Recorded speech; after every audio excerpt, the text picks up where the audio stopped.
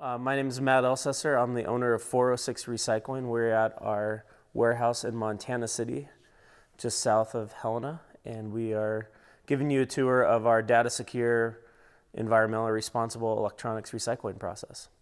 So on the electronics side of things, we take old computers, televisions, fax machines, printers, really any typical electronic you would see in a workplace or in a living room with other entertainment systems such as gaming systems and stereos. And we either sort them or disassemble them so they can be responsibly recycled with one of our partners. So we do a lot of conventional recycling, for example, just plastic here or the wire over there. But then anything that has any environmental stewardship component to it, such as lead or mercury, which is most things because of the solder, and even things like a keyboard or a mouse, we shipped only to R2 Rios or e-steward facilities. So facilities that know where everything goes and have a environmental stewardship component that includes auditing everyone they sell to as well. So it's really what we're doing here is taking material from Gallatin County businesses, some state agencies, private businesses, and then community members through our monthly events, and sorting it to then convey on for further recycling. It's a way to provide data security and peace of mind so people know that all their information's safe. So that's the first thing we do, is controlling the data, but they also know they're keeping valuable materials out of the landfill and putting them back into the economy to where those materials will prevent other environmental impacts by being recycled. And recycling reduces a lot of impacts, whether that's water pollution or saving energy. With our data security program, we're looking at printers having hard drives, any sort of memory components. With phones, it generally involves popping the screen off, taking the battery out, and crushing the actual components to small enough pieces that data destruction is guaranteed. And then, of course, for a lot of conventional hard drives, the older style plotter hard drives, we do shred those.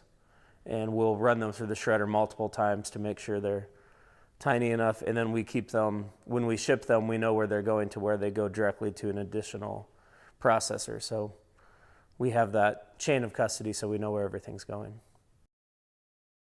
So here we have some computers that have come in, some monitors. For monitors, all we do is we check if they're intact or not, and we wrap them together on cardboard and ship them out in large boxes you see around. And those have mercury in them, like most monitors. Here we've just taken apart a computer to show an example of some of the metals that are in there. So we're a dry shop, so we don't cut or melt anything, but we will separate different grades of metal. So there's a bit of copper in that one, so that would be a different grade than just pure aluminum. The ABS plastic we recycle. We'll work with a local partner to bale that at some point.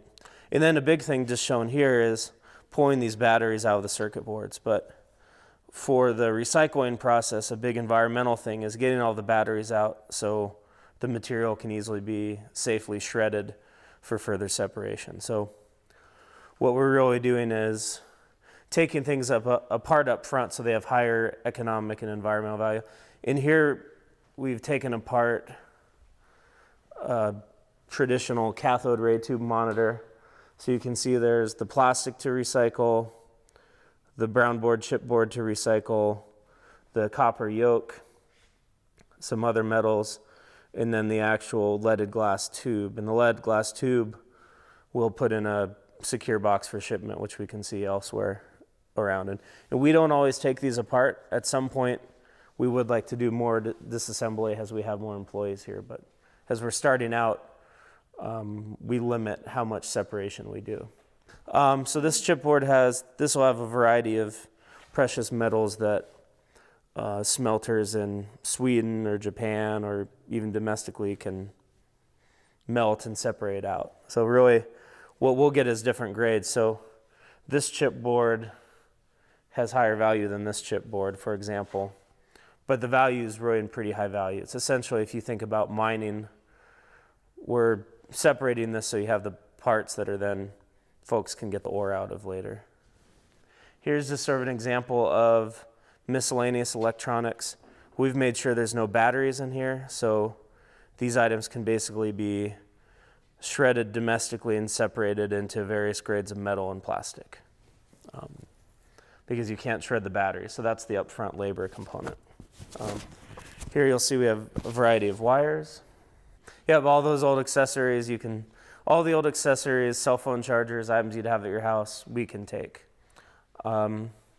This is an example of incoming material from a public collection in Gallatin County, which we then sort out to the various components for further recycling. This is a computer that just had the hard drive removed.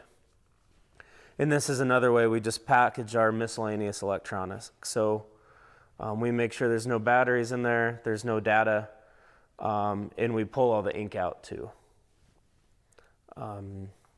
All these computers have had their hard drives removed, and they'll just be moved on to a recycler of those items.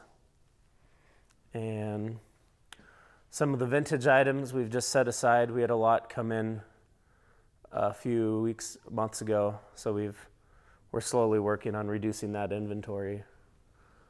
And we of course have the conventional cathode ray televisions. For now, we will probably continue just palletizing these. Sometimes if they're smaller, we'll take them apart, or if they're part of a computer, we have to take them apart. There's a lot of iMacs that we would take apart because they have a hard drive in them. So when we do that, we have nowhere to ship that cathode ray tube because we need to destroy the data. So we then store it. Basically, we ship it out in boxes like this. Once we have a full semi truck, we'll ship that to Illinois. And it'll be either the cathode ray tubes that have been separated or just put in boxes like this. But we try to, a lot of our job is consolidating them so they then can be shipped and have a recycling value. But in the case of cathode ray tubes, because of dealing with the lead, that does cost money. So that's why we have to charge for those. This lift is for disassembling the CRTs. We're not using it at the moment, but when we do, the biggest safety issue we have on the old televisions is how heavy they can be. So this allows us to take them apart on a table or on the ground and safely lift them and swing them into the boxes. Televisions are sorted to whether the screens are intact or not.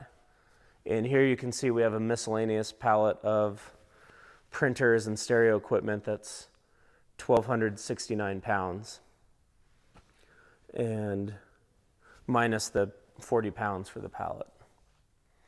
And this is all ABS plastic that will be recycled at some point. We'll eventually haul it to a facility where they bale it all at once, or we'll install a baler and start baling it ourselves.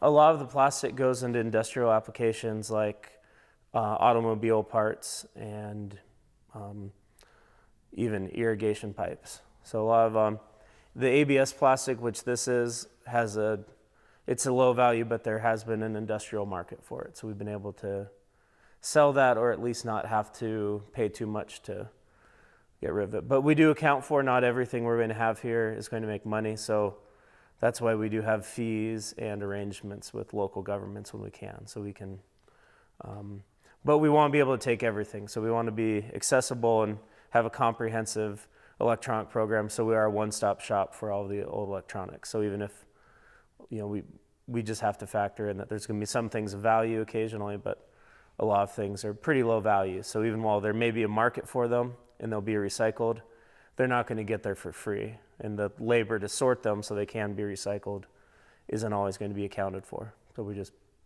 that's, I think one of the challenges often in recycling is there's an expectation that it will always pay for itself, but that's not the same expectation we'd have of trash. And I think that's one of the biggest challenges we have is we have a solid waste system that everyone pays into, but it doesn't focus on diversion of materials or recycling or even addressing other household hazardous items.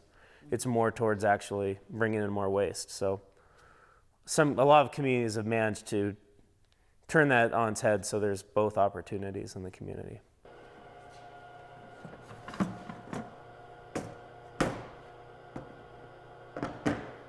So these are standard older style platter hard drives. We still get a lot of these. So the method of destruction we're doing is running them through a shredder. And what you're seeing there is the shredded hard drives, and we make sure everything's shredded at least into thirds or even more.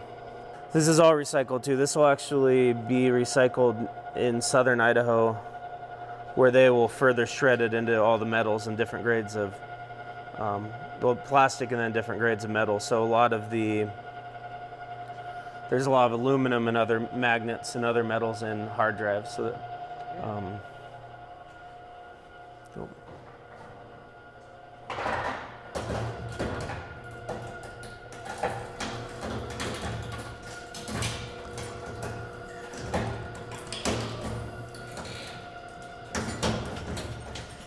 and this unit's a little less powerful because it's only 110 volts, but it allows us to do on-site destruction.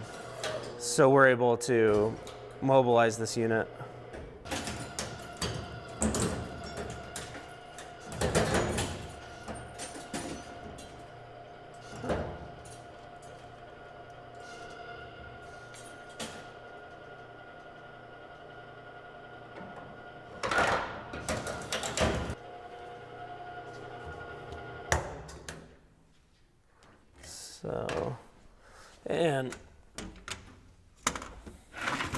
So the shredded hard drives come out here and then accumulate. So we will ship boxes full of the shredded hard drive, so we'll get quite a bit. We're right now doing events the last Friday of every month at the Good Samaritan at 3067 Montana Avenue. So Good Samaritan thrift store behind Natural Grocers. We're there from 10 a.m. to 6 p.m. on the last Friday of the month. And we'll take most items for free. We do charge for very large non-functioning LCD screens. The older style CRT televisions, those are $1 per inch across. And then if people need a data destruction receipt, in some cases small businesses will come to the event. We then go through a process so we certify when that item was destroyed and how it was destroyed. Well, just please feel free to reach out to us with any electronics recycling needs, or if you have an event that you want recycling at, whether it's a small private gathering or even you're planning a music festival or something, we're set up to do that. We can do everything from provide bins for free that you can use for the event to full event services. We do event recycling for cans, bottles, glass, cardboard. And we've done quite a few big events, including Red Ants Pants, the Montana Folk Fest, and Symphony Under the Stars. And we also do compostables at events too. The best way to learn about us is we're on Facebook under 406 Recycling. We have a web page, 406recycling.com. And you can also reach us at 406-449-6008.